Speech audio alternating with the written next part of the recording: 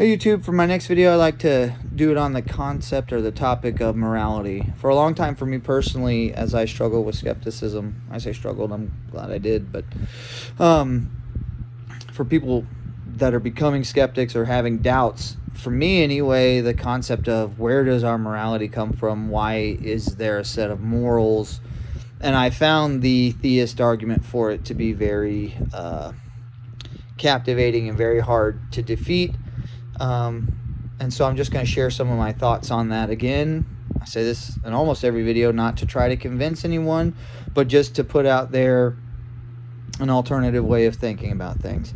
So for me, I did find for a long time there to be a lot of weight to the argument that, well, if there was no, God that gave us a set of morals, then, we could just basically be wicked, evil, vile things, and we wouldn't have a reason to cooperate, collaborate, love, and encourage each other. And I'm not saying that's what I wanted to do, but I guess I'm just saying, like, that seems to be the argument. It's like, well, if you choose to not believe in God, you don't believe that there's a true source for morality. Therefore, what's keeping you from doing these evil, vile things? You need to believe like us and be kept in line like us, because of our belief in the supernatural source of this morality.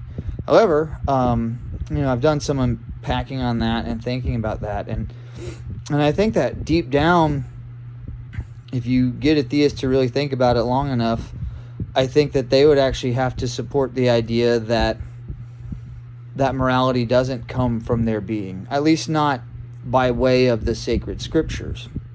So, that's an argument that's often used, for example, for the Ten Commandments as well. These 10 Commandments, these are the laws that we need to live by. God gave us these because before we had these, we were just heathens and did whatever we wanted.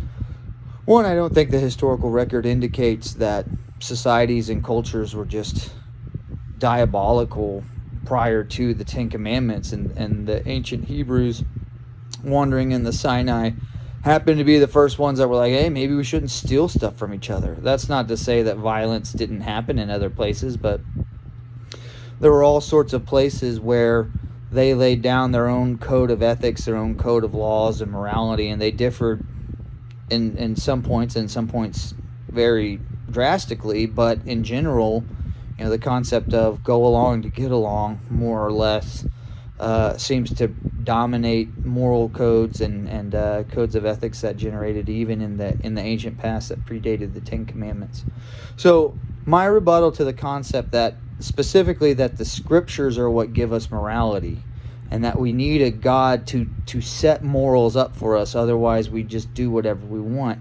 To the counterpoint of that, I would actually offer that where we are today as a Western society, a liberal Western democratic society, has evolved well above and beyond the morality that's described specifically in the books of the law in the Old Testament. And in fact, if anything, I think the books of the law in the Old Testament actually better support the idea that God has to give us morality because we don't know what it is, and I'll get into why that is. But anyone who believes that where we are now as a quote-unquote Judeo-Christian society, which I'm not saying I disagree with that, but I don't think that we are in the ways that people mean when they say that, but where we are in a Western liberal society with our morality is evolved far above and beyond the morality that's described in the books of the law. So, I would think that most modern theists would say it's acceptable to lie to your great-granny who just baked you a pie, and you taste the pie and it's not very good, and she asks you, well, how is it, sweetie? And you say, oh, it's good, great grandma, thank you. I think most theists would say, well, that's acceptable. There are obviously some legalists who would say, of course not, anytime you're dishonest, it's not good. But I think the majority of even theists would say, yeah, weighing in the balance, is it worth offending your grandma? Maybe that's not the best example, but it is an example of an area that is explicitly forbidden in the Bible, or it's an example of something that's at least not, I would say, lying for social tact reasons is not at all discussed in the Bible whatsoever. So in other words, we're left on our own to kind of figure that out. But the key thought there is we're left on our own. It's not explicitly prescribed to us. I think a better argument is slavery. If we just leave morality at the footstep of the Almighty, and we say, hey, we are sinful, woefully lacking human beings, ignorant of what is good and right and wrong, and you are the only one who's able to convey that to us through your sacred scriptures. What is your word? What are your words of wisdom? And the last place that we're left, even in the New Testament, is that if you're a slave, you need to just be a good and obedient servant. And if you go further back in time, the Bible actually doesn't just tacitly allow, but it explicitly allows for the possession of human beings as unpaid servants and workers in the form of slavery. That can continue on past even the death of their quote-unquote owner. So in other words, this great moral edict that we have from this on-high being allowed and specifically provided for the ability to do something that I don't think there's a theist alive today, in Western society anyway, that would argue that slavery is okay.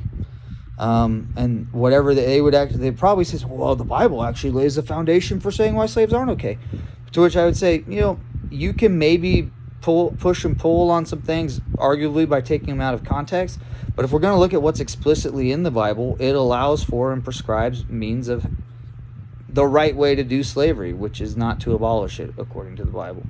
So what am I getting at? What I'm getting at is that if we were actually these incapable beings that were unable to determine what morality was, and we needed something on high, something transcendent and supernatural to give it to us, which reality seems more likely? That we would be able to take a little bit of guidance in the form of 10 commandments and then build upon that process and further develop and progress as a society and evolve into the liberal Western democratic societies and really have a golden age of enlightenment, etc., valuing the individual, which is what happened? Or will we be a group of automatons who had to be programmed and told arbitrarily what was right or wrong, because we had no clue what morality was, what was good or bad, what was wicked, what was evil, and what was good?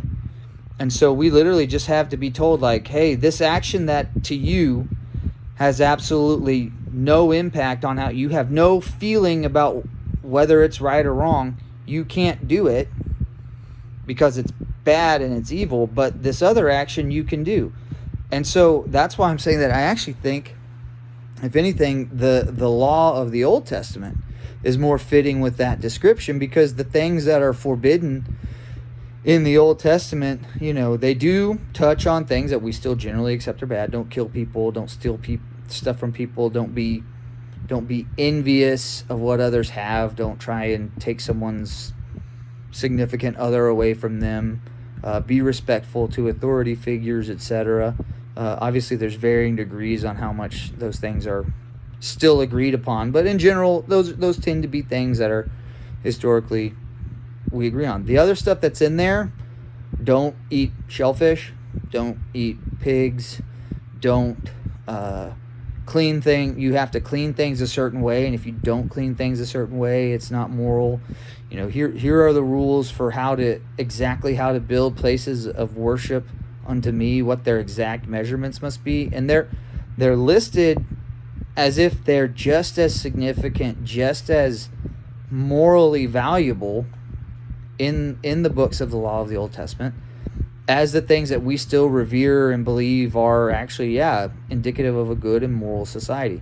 So what I'm saying is that version of what morality is more in line with how theists make the argument for morality today. They argue that we have no clue what's going on, we don't know what's right and wrong, and instead we need God to tell us what it is. So in other words, we ought to still not eat shellfish. If you're of a Judeo-Christian faith, we ought to, you ought to not eat pork. Well, we all know pork's just fine to eat. Yes, but the entity that knows supremely what's right and wrong said you can't do it. So that's kind of the logic that I'm using. But instead, most theists have already grown out of that, and they've come to realize, like, hey, there's parts of the law that are actually important and define morality, and then there's parts of the law that are just kind of arbitrary and they don't really matter. So in other words, you've already made the statement that you as a human being, or some faith leader in your church, or some founding father, Martin Luther, or somebody that formed your sect of reality, had some sort of insight as a flawed human being. Because remember, the law was supposedly given directly from Yahweh's mouth. So some flawed human being was able to interpret and tell you what morality actually was, and you're able to follow that. Not only that, you believe that you're probably able, as a theist, you're probably able to reason and be able to evaluate whether or not something is morally right or wrong. When, if you actually believed what you're claiming you believe, which is that the source of all morality is from God on high, and who are we to question it?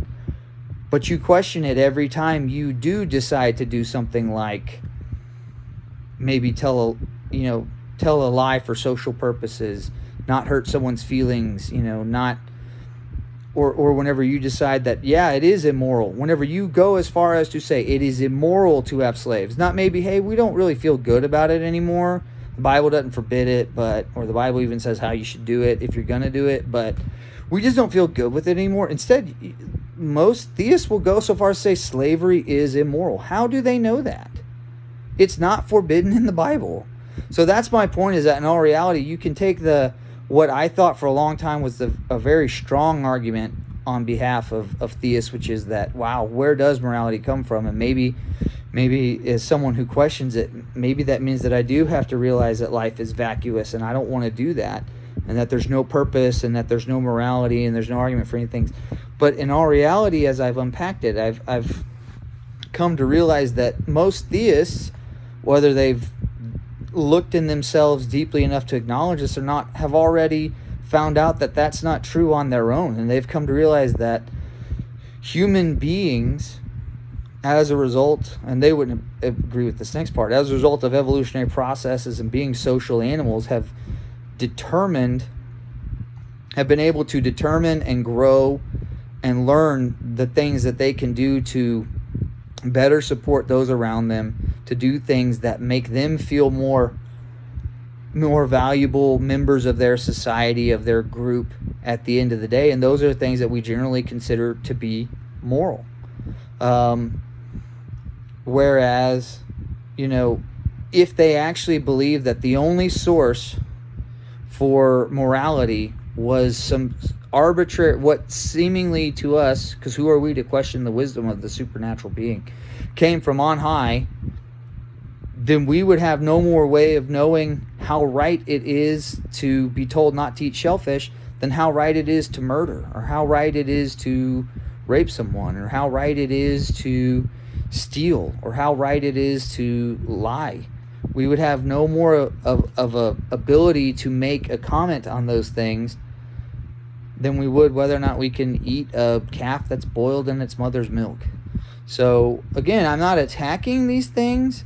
I'm just saying, when we have these discussions about where these things come from, I think there's still room, and I'm sure a theist could make an argument for even taking into consideration what I just said, could still come and say, yes, but that thing that is innate in us is the morality that God implanted in us. Okay, that's a different discussion. And that's still one that could be had, but let's not waste any time talking about this portion of it. Let's not waste time saying that there's absolutely no way that morality could actually just be something that is innate to humankind. But I don't think that it's only innate to humankind. I think that animals, herd animals, social animals, especially mammals, display some rudimentary form of morality in their own social groups. It looks a little bit different, and I think it's obviously because they lack the same ability to reason that human beings do. Certainly the same ability to communicate as thoroughly as we do. But there are things that they do that are arguably loving, kind, selfless, generous, and they do those things to further their species and to further their genetic code.